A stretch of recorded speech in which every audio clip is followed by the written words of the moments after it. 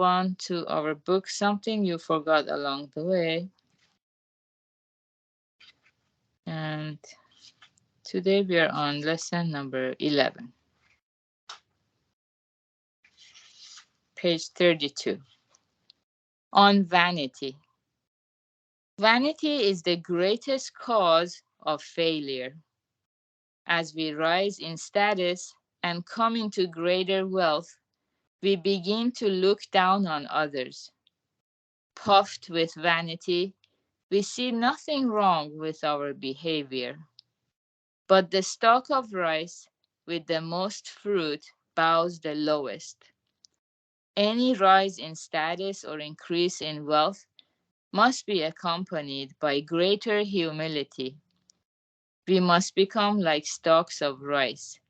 It cannot be said too often, don't be vain.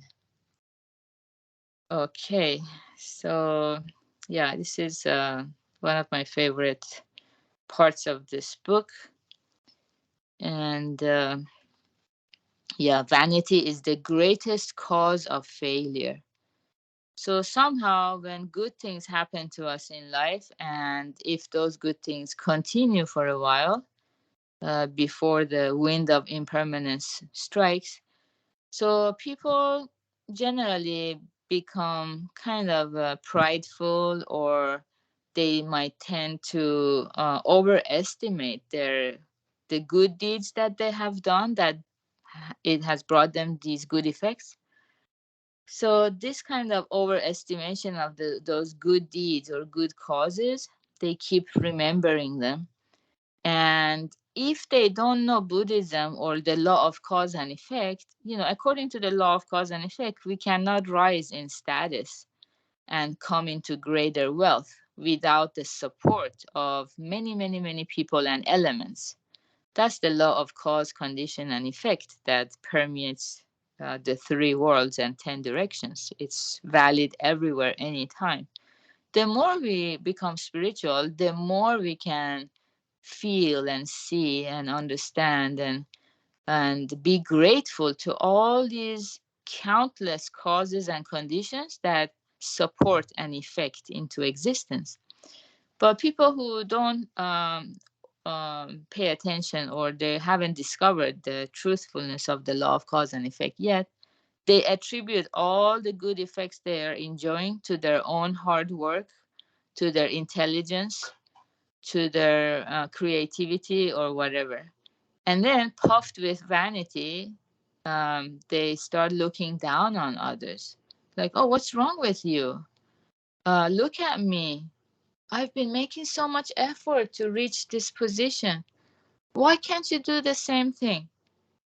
So in this way, instead of applying the same law of cause and effect to their condition, well, they haven't had the same blessings that I have had, the same conditions I've had, or the same causes. So a spiritual person, a proactive person, is going to think, well, how can I create those good conditions and good causes for them too, so they too can benefit from the same good effects that I'm enjoying right now.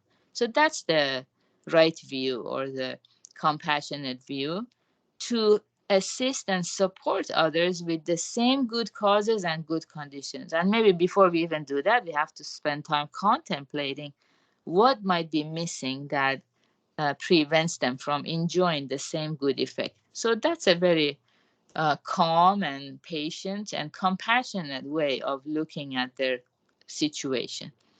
But without knowing the law of cause and effect, we just look down on them, and and then we alienate them. They feel, they get the vibe that we don't like them, or we're judging them. People, yeah, somehow these vibes get transferred very quickly without any spoken words. People pick up on the energy of how we look at them. It's very subtle, how you look at a person, or how you carry your body. Master Shiran, repents how he carries his weight around, and throws it in people's faces. So we need to repent. This is a very unwholesome karma we all have, because it's part of our blind passions. So the more it says the stalk of rice with the most fruit bows the lowest. The more fruit we can enjoy in life, the more the happiness, um, then the more we can appreciate all the causes and conditions. Therefore, we bow the lowest. Thanks to you, thanks to all these elements, thanks to Amida Buddha and all the teachers that have brought me to this place. What can I do to repay this, even a little bit? How can I pay it forward? How come not other people have access to this wonderful happiness? How can I contribute? So that becomes the sole focus of our attention and our outlook on life. And then every day we carry out such good works in order to help people around us also to develop this bond and ties with the Buddha, like Yuichi explained on Friday in the Purpose and Meaning Lab. This is one's greatest treasure, the bond or the ties with the Buddha that allows us to acknowledge the cause, condition, and effects and the truthfulness of the Dharma. And any rise in status or increase in wealth must be accompanied by greater humility. That's just cause and effect.